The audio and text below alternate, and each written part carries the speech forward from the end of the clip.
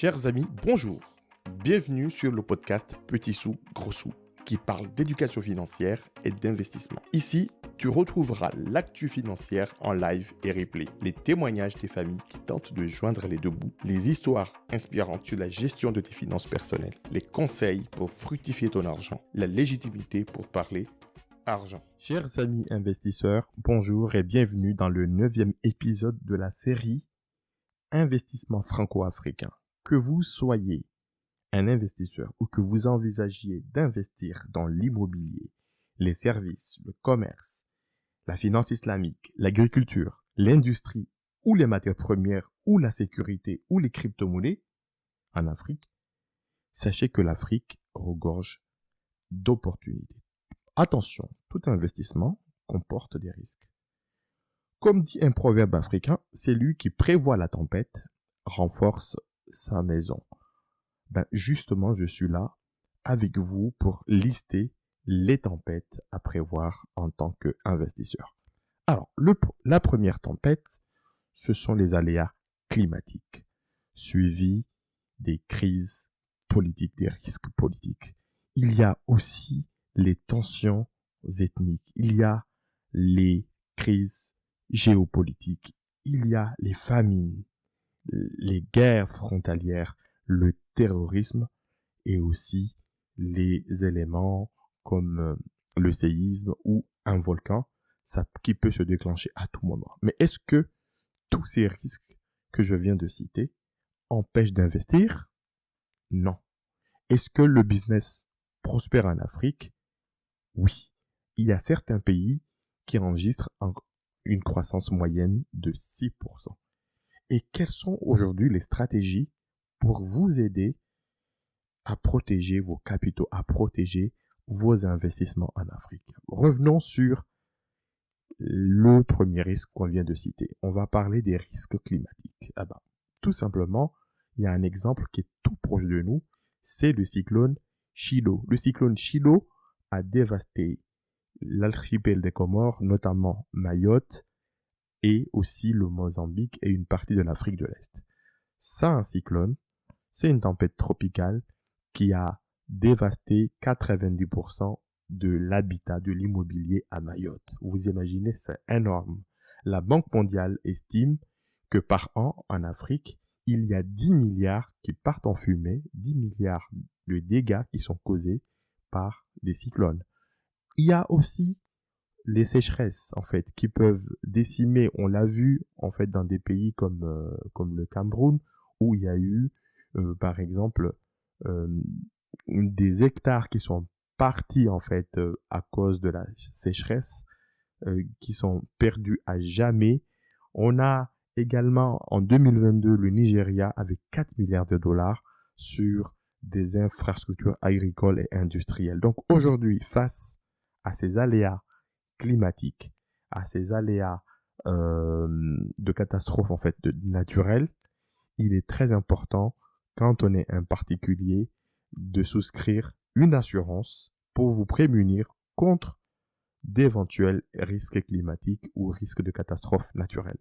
Quand on est un professionnel ou on a investi dans une activité, il y a bien sûr des polices d'assurance qui vont vous couvrir contre ces risques-là, contre le bâti, qui vont vous sécuriser votre bâti, sécuriser votre activité en cas de perte d'activité, sécuriser ne serait-ce que vos salariés ou vos collaborateurs. Donc c'est important de savoir que l'Afrique est un grand continent qui présente en fait des risques climatiques et que ces risques-là peuvent à tout moment en fait se manifester.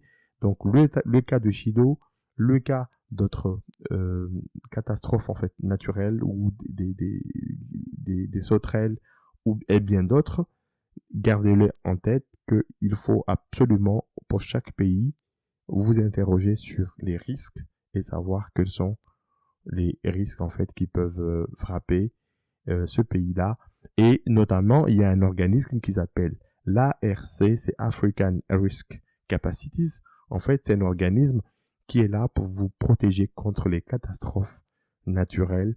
Et dans chaque pays, vous avez les banques, en fait, de réseau et des compagnies d'assurance, le secteur banque-assurance dans le pays qui peut personnaliser et vous protéger contre ces risques-là. Mais l'Afrique n'est pas aussi exempte de risques politiques parce qu'il y a une transition ou même des transitions démocratiques qui ne sont pas achevées. Et le risque politique existe. C'est tout simplement le risque qu'un dirigeant élu démocratiquement prolonge en fait son mandat. On a le cas dans beaucoup de pays où ne veut pas en fait quitter son poste à la fin de ces 2 ou 3 mandats successifs que la Constitution limite. Et cela en fait c'est très courant où on a les risques de coup d'État, les risques de soulèvement. On l'a vu ces derniers temps dans les pays d'Afrique de l'Ouest, beaucoup de coups d'État, beaucoup de renversements de régime. Et vous avez par exemple le site du ministère des Affaires étrangères française qui appelle à la vigilance selon certains pays, qui fait des notes, il y a des notes diplomatiques qui alertent en fait sur ces risques-là de pays. Et je ne peux pas vous parler de ces risques politiques sans vous parler comment vous en prémunir. Vous avez un organisme qui s'appelle le MIGA. Le MIGA, c'est l'acronyme de Multilateral Investment Guarantee Agency.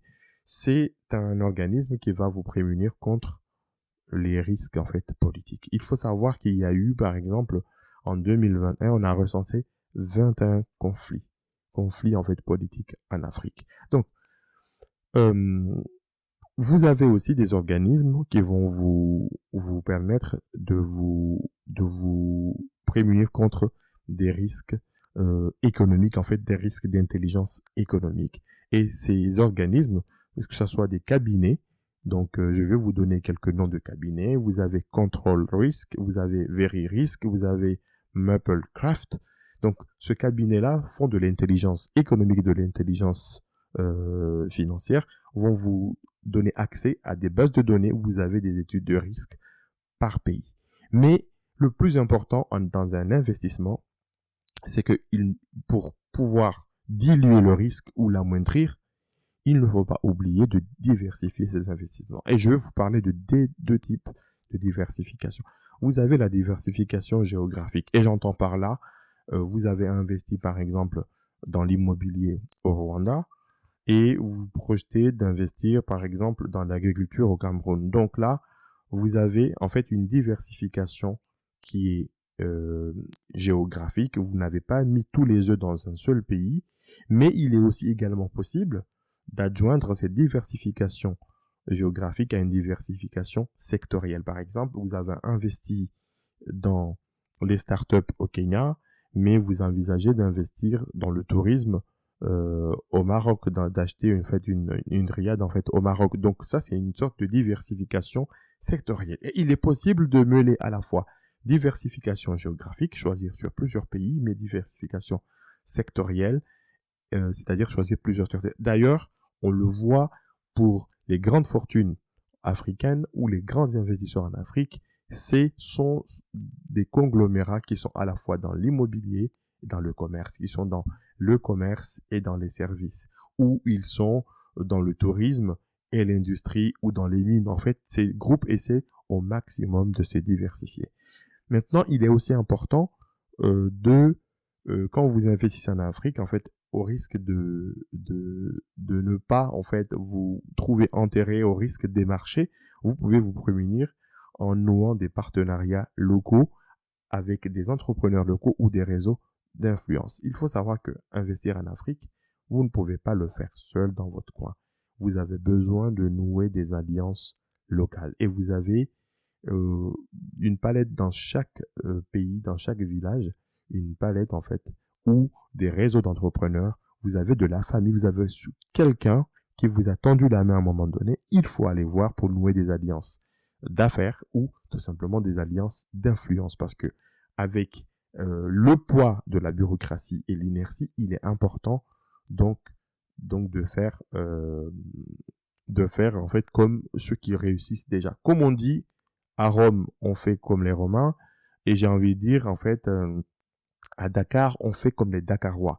Donc il est important de s'intégrer culturellement. On ne peut pas investir en Afrique en étant un colon ou en étant quelqu'un isolé. Il faut s'investir socialement, c'est-à-dire participer à des œuvres caritatives. Il faut s'intégrer, par exemple, à la culture, s'intégrer au sport, parrainer des équipes de foot, parrainer des écoles, parrainer des œuvres qui vont vous permettre à la fois de vous intégrer dans votre paysage, mais aussi donc de contribuer en fait à la vie locale. Mais aujourd'hui, en fait, il y a toujours en fait d'autres types de risques que je vais vous en parler.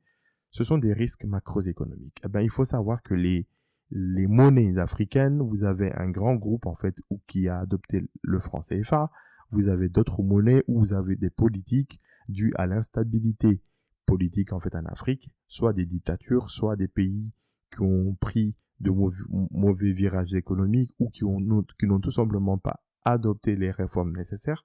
L'inflation. L'inflation est très fréquente en Afrique parce qu'il y a des pays qui ne font que importer ou qui n'arrivent pas à subvenir à leurs besoins et qui n'adoptent pas en fait les réformes nécessaires pour libéraliser l'économie. Donc forcément, ce sont des économies qui sont hyper administrées. Donc vous avez une inflation et l'inflation en Afrique, c'est pas 1%, 2%, c'est 8%, c'est 10%.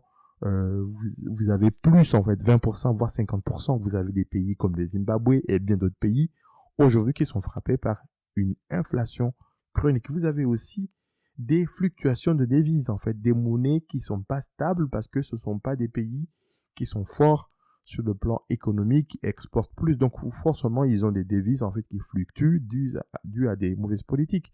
Et ces pays-là, forcément, donc, quand vous allez acheter d'un mois à l'autre, vous allez avoir, en fait, un risque, en fait, de devises, des fluctuations. Donc, forcément, le produit peut être plus cher.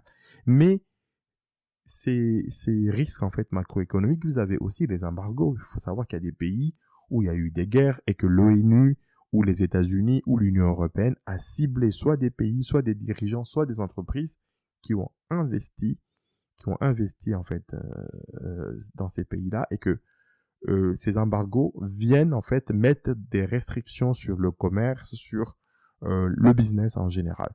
Donc, on ne peut pas imaginer aujourd'hui en fait investir en Afrique si on n'utilise pas des technologies avancées. Et aujourd'hui, j'en prends pour exemple dans l'agriculture, il y a l'utilisation des drones en fait pour prévoir ou prévenir ou anticiper des risques météo.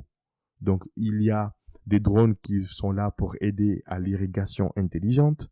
Donc, l'idée, c'est d'utiliser en fait de la haute technologie pour justement amoindrir en fait ce risque-là. Donc là, je vais vous donner d'autres exemples en fait de startups qui utilisent en fait des technologies très avancées. Mais je finirai en fait par un dernier risque en fait qui est un risque sécuritaire. Quand vous êtes en Afrique et que vous voulez investir, que ce soit dans l'immobilier ou que ce soit dans un entrepôt ou que ce soit que vous ayez un commerce ou un local ou un bâti, il est important d'avoir au minimum un gardien. C'est très fréquent en Afrique d'avoir un gardien. C'est une sorte d'agent de sécurité avec des compétences qui peut être chauffeur, qui peut être agent de sécurité, qui peut être mécanicien, qui peut tout faire. Donc un gardien, c'est important. N'investissez pas en Afrique si vous n'avez pas un gardien. Et ce gardien peut être aussi garde du corps. Et le gardien, en fait, peut vous dépanner sur bien de missions, garder, en fait, vos actifs, garder vos biens, même plusieurs gardiens. Ceux qui ont vécu en Afrique, ils le savent très bien. Donc, en fait, aujourd'hui, il y a deux types d'Afrique. Il y a l'Afrique type Cape Town, en fait, on dirait les États-Unis comme l'Europe. Il y a aussi des villes ou des quartiers dans des villes africaines qui sont très urbanisés, très modernes, mais où on a toujours besoin, à cause de l'insécurité, d'avoir des gardiens, d'avoir des concierges là-dessus. Maintenant, je vais vous parler, en fait, donc dans la palette des risques qu'on a vus ensemble, aujourd'hui, en fait, des startups qui ont investi, justement, le continent africain. Et je vais vous parler de WeFly Agri. Donc, en fait, c'est une startup qui propose des drones et qui propose des solutions qui sont liées à la santé des cultures, qui sont liées à la prévision ou à la gestion des sécheresses. Et aujourd'hui, en fait, WeFly Agri, c'est une startup qui propose déjà des solutions. Vous avez notamment Aerobi, Aerobotics, en fait, qui s'est aussi positionné sur la santé des cultures et le traitement des maladies. Vous avez Abelo qui propose des technologies sur des drones et des solutions météorologiques pour optimiser l'itinéraire sur les champs. Vous avez aussi Agrego qui fait de l'épandage par drone. Donc, vous voyez le décalage entre l'image qu'on peut avoir et ces startups qui proposent des technologies très avancées, plus avancées que certains pays agricoles comme les États-Unis ou la France ou l'Italie. Vous avez aussi des organismes en fait qui sont là pour faire de la prédiction sur des risques climatiques et aussi politiques. Là, j'en prends pour exemple, par exemple, vous avez des startups qui proposent en fait des insights via des IA qui vont vous donner aussi des données en fait économiques. J'en prends pour un exemple Mitiga Solution fait de la prédiction sur des incendies de forêt. Donc c'est un organisme qui propose cela. Vous avez Calendar qui est sur les risques climatiques. Sur l'intelligence économique, vous avez des cabinets de conseils de gestion comme Africa Practice, vous avez Risk Insight, vous avez notamment selon les pays, vous avez aussi des prédictions ou des données qui sont produites par la Banque mondiale, qui sont produites par l'ONU, et il ne faut pas négliger toutes ces ONG dépendant de l'ONU, dépendant de l'OMS, dépendant du PNUD, et vous avez aussi des agences en fait de notation comme Standard & Poor's, vous avez Moody's, vous avez aussi des agences de développement dans chaque pays qui émettent des notes, et ces notes-là vont vous permettre en fait d'appréhender les risques macroéconomiques, les risques économiques. Vous avez aussi des intelligences économiques, des études d'intelligence économique. Donc, pour faire un tour d'horizon aujourd'hui, vous avez, je dirais, une première palette de solutions, que vous soyez dans l'immobilier, dans le bâti ou dans tout ce qui est construction de grosses œuvres ou de petites œuvres. Vous avez les banques qui proposent des assurances classiques, mais vous avez aussi des organismes un petit peu supranationaux qui proposent des solutions, et il faut s'assurer. On a vu l'exemple à Mayotte. Il y a plus de 70% ou 80% de la population qui n'est pas assurée pour le multirisque habitation, vous imaginez, et les gouvernements ne sont pas assez forts pour pouvoir indemniser tout le monde en cas de catastrophe. Quand on investit dans l'agriculture, c'est un secteur hyper risqué partout parce qu'avec le changement climatique, il y a des aléas météorologiques et il faut se prémunir contre les risques justement de sécheresse, d'un changement brusque en fait de la météo. Vous avez, quand vous êtes entrepreneur, vous avez des risques de devises, de fluctuations, et ces risques-là, il faut lire les notes. Vous avez aussi des risques qui sont liés en fait à l'export. Il faut assurer vos marchandises.